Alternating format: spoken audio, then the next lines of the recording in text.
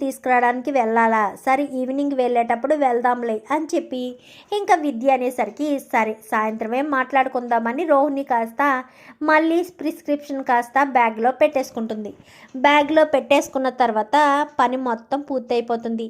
ఏంటే ఈరోజు ఇంత యాక్టివ్గా ఉన్నావు అని చెప్పాను కానీ ఏమీ లేదే, నేను ఒకటి అనుకున్నాను, అది నెరవేర్చాలన్న ఉద్దేశంతోనే నేను ఇలా ఉన్నాను కానీ ఏమనుకున్నావే అని చెప్పనేసరికి సరే సరే వర్క్ అయిపోయింది కదా వెళ్ళే దారిలో మాట్లాడుకుందామని ఇంకా ఇద్దరు కాస్త వెళ్ళే దారిలో మాట్లాడుకుంటూ ఉండగానే అదేంటే మందులు తీసుకోవాలన్నావు కదా అని చెప్పి మందుల చీటి కాస్త తీసుకుని ఇంకా లోపలికి అయితే ఆ మందుల షాప్లోకి అయితే వెళ్తుంది. మందుల షాప్లోకి వెళ్ళి ఆ మందుల చీటీని చూపించి ఏదో అడుగుతూ ఉంటుంది. అడుగుతూ ఉండేసరికి శృతి కాస్త అప్పుడే స్టూడియో వాళ్ళ మందుల షాప్ ఎదురుకుండా స్టూడియోలోంచి బయటకు వచ్చేసేసరికి ఈ రోహిణి గారిలా ఉన్నారే, రవి వాళ్ళ వదిన గారు కదా, ఈవిడికైనా రవి బాధ అర్థమయ్యేటట్టు చెప్దాము అని చెప్పి ఇంకా శృతి కాస్త బయటికి వచ్చి రోహిణితో మాట్లాడడానికి ముందుకు వచ్చేసరికి ఎందుకే ప్రిస్క్రిప్షన్ పట్టుకుని అటు ఇటు తిరుగుతున్నావు అని చెప్పాను కానీ అది కాదే, ఎందుకంటే ఇందులో ఉన్న ట్యాబ్లెట్లు మా మామయ్య గారు వాడే ట్యాబ్లెట్లు, ఈ ట్యాబ్లెట్లు కనుక ఇలాగే తీసుకెళ్ళి ఇచ్చేమనుకో ఆయన మరికొన్ని రోజులు బ్రతికేస్తారు, అలా బ్రతికేస్తే రవి శృతి వాళ్ళని క్షమించి ఇంటికి తీసుకొచ్చేస్తారు, అలా జరగకూడదనే కదా నేను ఇదంతా తాపత్రయపడుతున్నాను అని చెప్పాను కానీ అంటే ఏంటి ఏంటి నీ ఉద్దేశం, మీ మామయ్య గారు బ్రతికుండకూడదనా అని చెప్పాను కానీ మా మామయ్య గారు బ్రతికుండకూడదు ప్లస్ ఆ నేరం మీనా మీద పడాలి, ఎందుకంటే మా మామయ్య గారికి దగ్గరుండి టాబ్లెట్లు ఇచ్చేది మీనాయే కదా, అందుకని మీనా మీద పడాలి, ఆ ఉద్దేశంతోనే నేను ఈవేళ ప్రిస్క్రిప్షన్ తీసుకుని వచ్చాను అని చెప్పనేసరికి మరి ఇక్కడ ఎందుకు అడిగేవు, హార్ట్ అటాక్ రావాలి అంటే ఏది డోస్ పెంచాలి అని ఎందుకు అడిగేవు అనగానే ఇక్కడే తీసుకుంటే అనుమానం వస్తుంది, అందుకే పక్క షాప్లోకి వెళ్ళి అప్పుడు వాళ్ళని ఇమ్మని అడిగితే బాగుంటుందని చెప్పనేసరికి ఆ మాటలు కాస్త శృతి విని ఒక్కసారిగా షాక్ అయిపోతుంది. మా ఇద్దరిని ఇంటికి తీసుకొచ్చేస్తారన్న ఉద్దేశంతో అక్క ఇలాంటి పని చేస్తుందా, ఎంత మోసం ఎంత కుట్ర, ఇలాగ అస్సలు చేయకూడదు, మామయ్య గారిని కాపాడుకోవాలి అని వెనకాలే వెళ్ళేసరికి టాబ్లెట్లు తీసుకుని అక్కడ ప్రిస్క్రిప్షన్ కాస్త మర్చిపోతుంది. ఆ మర్చిపోయిన సంగతి సగం దూరం వెళ్ళిపోయాక అయ్యో ప్రిస్క్రిప్షన్ మర్చిపోయానే అనగానే మర్చిపోతే పోయేవిలేవే ట్యాబ్లెట్లు అని చెప్పనేసరికి ఇందులో ఉన్న ట్యాబ్లెట్లు తెచ్చాను, సరే మళ్ళీ హాస్పిటల్కి వెళ్తే తీయమంటారు కదా, అప్పుడైనా కావాలి కదా, సరే వెళ్ళి అడుగుదామని చెప్పి వెళ్ళి అడిగేసరికి లేదు తీసుకువెళ్ళిపోయారు అని చెప్పి అతను వాళ్ళకైతే డబ్బులు ఇచ్చి చెప్పిస్తుంది శృతి, ఎందుకంటే ఆ వెనకాలే శృతి వెళ్ళి ఆ ప్రిస్క్రిప్షన్ కాస్త తన బ్యాగ్లో పెట్టుకుంటుంది, ఎందుకంటే అక్కడ రోహిణి మాట్లాడిన మాటలు అక్కడ చెప్పాలి కదా అన్న ఉద్దేశంతో ఆ టాబ్లెట్లోనే ఈ టాబ్లెట్లు కూడా కలిపేస్తుంది. కలిపేసేసరికి ఇంకా ఇంటికి వెళ్తుంది. ఏంటమ్మా రోహిణి ఇంత ఆలస్యమైంది అనగానే మావయ్య గారికి టాబ్లెట్లు తీసుకొచ్చాను అత్తయ్య, అందుకనే ఆలస్యమైంది అని చెప్పనేసరికి ఏంటమ్మా మావయ్య గారికి టాబ్లెట్లు తెచ్చావా, ఎంత ధ్యాస నీకు మావయ్య గారంటే ఎంత ఇష్టం, అందుకే బాధ్యతగా నువ్వు టాబ్లెట్లు తీసుకొచ్చావు, కొంతమంది ఉంటారు తీసుకొచ్చిన టాబ్లెట్లు వేయడం తప్ప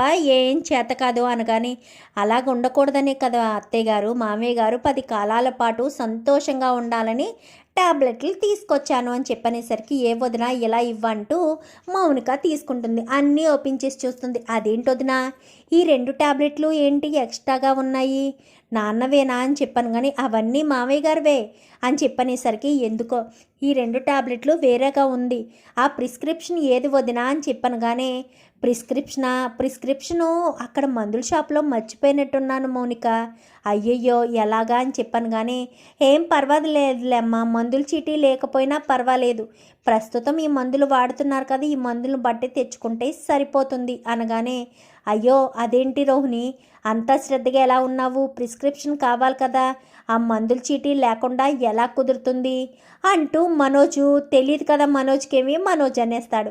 అది కాదు మనోజ్ అని చెప్పాను కానీ అది కాదు ఆ ట్యాబ్లెట్లు మళ్ళీ తీసుకోవాలంటే మందుల చీటీ ఉండాలి కదా అంటూ ఇంకా రోహిణి మీనా మాట్లాడేసరికి ఏంటి మీరంతా ప్రిస్క్రిప్షన్ గురించే మాట్లాడుకుంటున్నారు కదా, ఆ ప్రిస్క్రిప్షన్ కాస్త అక్కడే మందుల షాప్లోనే వదిలేసింది ఈ రోహిణి గారు అని చెప్పనేసరికి నువ్వెందుకు వచ్చావు, నువ్వెక్కడికి ఎందుకు వచ్చావు అనగానే ఒక్క నిమిషం నేను ఇంట్లో కడుగు పెట్టిన తర్వాత అప్పుడు చెప్తాను ఎందుకు వచ్చానో ఏ పని మీద వచ్చానో అని చెప్పి ఇంకా నేరుగా రే రా రోహిణి దగ్గరికి వచ్చి వేలు పెట్టి మరీ బెదిరిస్తుంది.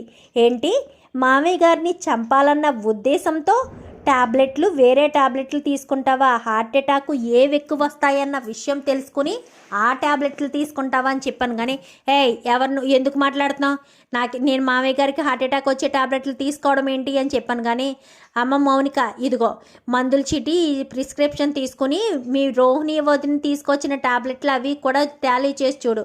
అందులో ఒక 2 ట్యాబ్లెట్స్ ఎక్స్ట్రా ఉంటాయి. అవి ఏంటో కాదు, మీ నాన్నగారికి హార్ట్ అటాక్ ఎక్కువ వచ్చి ఆయన చనిపోవాలని, అది మీనా చేతుల మీదే ట్యాబ్లెట్లు ఇస్తుంది కాబట్టి మీనా చేతుల మీదే అది జరగాలని. ఎందుకంటే మామయ్య గారు బ్రతికున్నా మీనా ఇక్కడే ఉన్నా ఏదో రకంగా నన్ను రవిని ఇంటికి తీసుకొచ్చేస్తారు కదా, అలా తీసుకురావడం ఈ రోహిణి గారికి ఇష్టం లేదు. అందుకోసమనే మామయ్య గారిని చంపేయాలని ట్యాబ్లెట్లు తెచ్చింది అని చెప్పనేసరికి ఆ ట్యాబ్లెట్లు కాస్త గూగుల్లో సెర్చ్ చేసేసరికి, అవునన్న ఈ ట్యాబ్లెట్లు వేసుకుంటే హై బీపీ పెరిగిపోయి హార్ట్ అటాక్ వచ్చే ప్రమాదం కూడా ఉంది అని చెప్పి ఇంకా మౌనిక చెప్పేసరికి ఒక్కసారిగా రోహిణి షాక్ అయిపోతుంది. ఏంటి, ఊహించలేదు కదా, నువ్వేం తీసుకొచ్చేసినా వేసేసుకుంటారు, అడ్డు తొలగిపోతుంది అనుకున్నావు కదా, నీకులాంటి వాళ్ళ ఆట కట్టించడానికి నాలాంటి వాళ్ళు ఖచ్చితంగా ఉంటారు అని చెప్పి ఇంకా బయటికి వెళ్ళబోతూ ఉండగా శృతి అని చెప్పి మీనా కేకేస్తుంది. చాలా థ్యాంక్స్ శృతి, మామయ్య గారి ప్రాణాలు కాపాడినందుకు అని చెప్పాను. కానీ అదేంటక్క అలా మాట్లాడుతున్నావు? నీకొక్కరికేనా మామయ్య గారు? నా భర్తకి తండ్రి అయినప్పుడు నాకు మామయ్య గారే కదా, మా మామయ్య గారి ప్రాణాలు కాపాడుకోవాల్సిన బాధ్యత నా మీద కూడా ఉంది.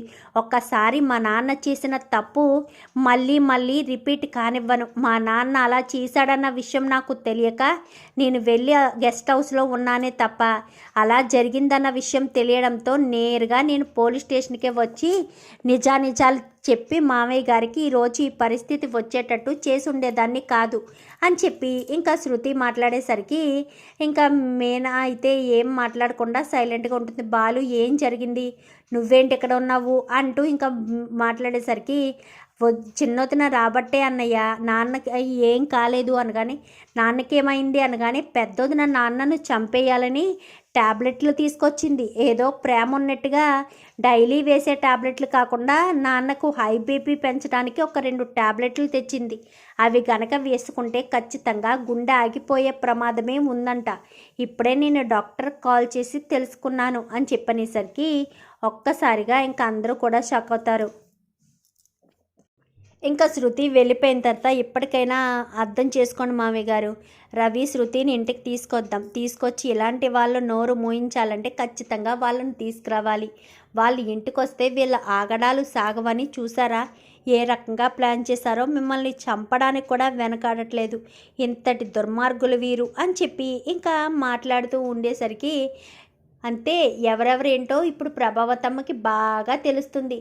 పసుపు కుంకాలు నిలబెట్టే వాళ్ళెవరో, పసుపు కుంకాలు తుడిచేసే వాళ్ళెవరో ఇప్పుడు తెలుస్తుందా ప్రభావతమ్మ? ఇప్పుడు తెలుస్తున్నట్టుంది నీకు బాగా అంటూ ఇంకా బాలు మాట్లాడేసరికి, నిజమే, నేను చాలా తప్పుగా అర్థం చేసుకున్నాను మీనాని. రోహిణి చూసావా ఎంత దుర్మార్గురాలో అని మనసులో అనుకుంటూ ఉంటుంది. రోహిణి వంక చాలా కోపంగా చూస్తుంది ప్రభావతి కాస్త. రోహిణి ఇంకా అక్కడ ఏం మాట్లాడినా ఇంకా అడ్డంగా దొరికిపోయాను కాబట్టి ఏం చేయడానికి లేదని సైలెంట్గా తన రూమ్కి తను వచ్చేస్తుంది. చూద్దాం మరి రాబోయే ఎపిసోడ్స్లో ఎలాగే జరగాలని మీరు కూడా కోరుకుంటే వీడియో నచ్చితే లైక్ చేయండి, ఛానల్ని సబ్స్క్రైబ్ చేసుకోండి, పక్కనే ఉన్న బెల్ సింబల్లో ఆల్ పై క్లిక్ చేయండి. ఎలా చేయడం వల్ల అందరికంటే ముందుగా చూడవచ్చు.